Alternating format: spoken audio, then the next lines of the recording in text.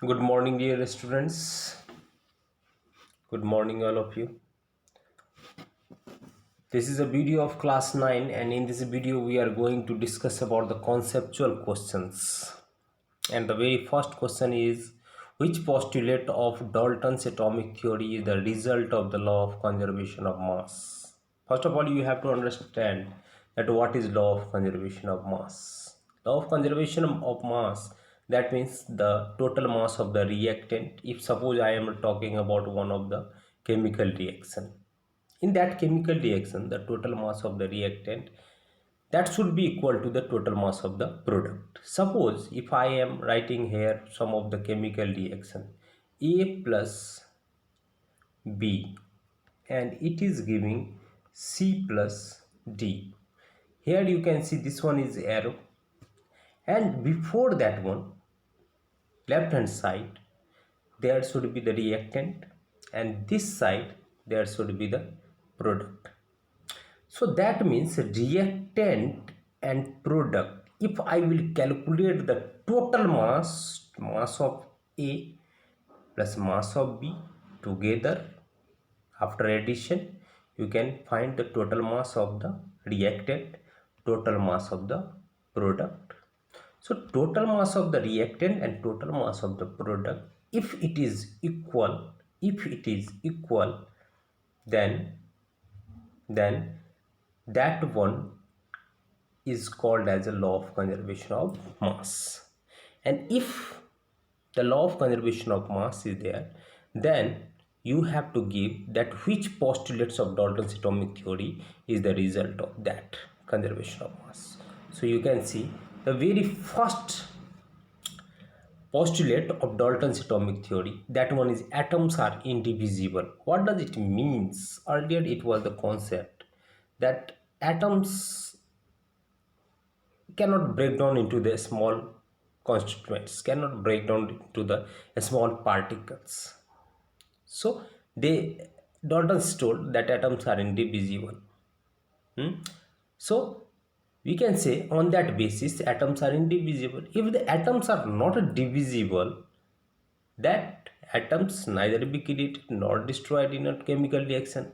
So we can say that one is in the result of law of conservation of mass. So that will not break down and not decompose, not destroy, not lost in the chemical reaction. Hence we can say that one is actually follow the law of conservation of mass. Now, second question, what is meant by the term chemical formula? This chemical formula is a way by which we can write any of the formula, any of the chemical compound in such a precise manner, such a shorthand notation, means simply we can write. If suppose I have to write sodium hydrogen carbonate, this is such a lengthy one. Okay, so if I will write instead of that one in the symbol representation, if I will write NaHCO3, that one is very simple. So chemical formula is the shorthand notation. Chemical formula is the shorthand notation or representation of compound. Okay, if any of the compound is there, if any of the element is there, so simply we will write this one in the symbolic form, shorthand notation. Shorthand notation or representation of a compound, okay na, or element, and that one is known as its chemical formula.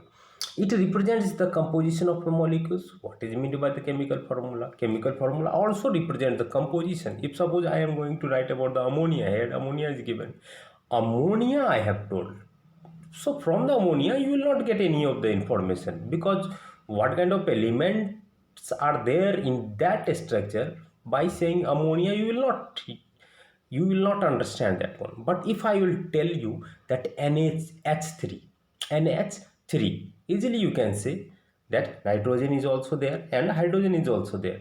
So that means we can say that the shorthand notation which gives all the information means the which kind of chemical compositions are there, what are the symbols is present, what are the symbols there. So that is actually given by the chemical formula. Okay na? So shorthand notation or representation of compound or element. Okay na? Then after you can see they calculate the number of molecules of sulfur acid present in 16 gram of solid sulfur. Calculate the number of molecules of sulfur acid.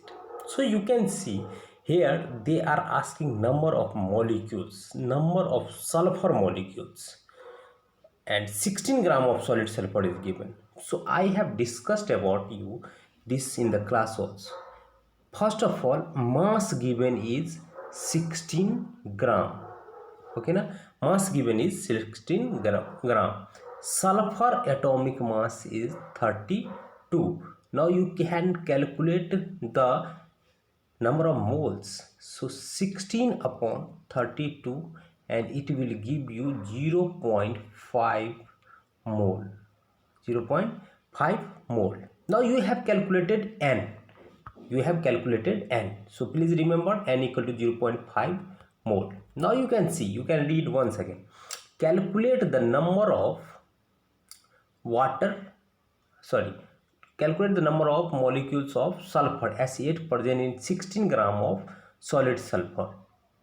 Okay, so here you can see it is very simple also. Here they are asking S8. I have calculated for one atom of sulfur 32, but here you can see they have actually given in the 8 atom of sulfur. So something is problem. How can you calculate? You cannot calculate for atomic mass of sulfur. There are S8, so 16 upon 256 and it will give you 16 256. So 1 by 16 instead of 0.5 mole, 1 by 16 you have calculated. Now you have to calculate the number of molecules of sulfur. So how can you calculate the number of molecules of sulfur? Let me show. There are how many formula I have given? N equal to mg upon m, first formula, and second formula is n upon n naught. So from this formula you have calculated your n, a small n. So a small n was 1 upon 16. Okay na? So you will keep here n small n is equal to 1 upon 16. So I will just write n equal to 1 upon 16 up n upon n naught. N naught is what? N naught is 6.022 into 10 as to power 23. Now this n you have to calculate. So how will you calculate? This 6.022 will go this side, upside as in the numerator. So how can you write? You can write n is equal to 6.022 into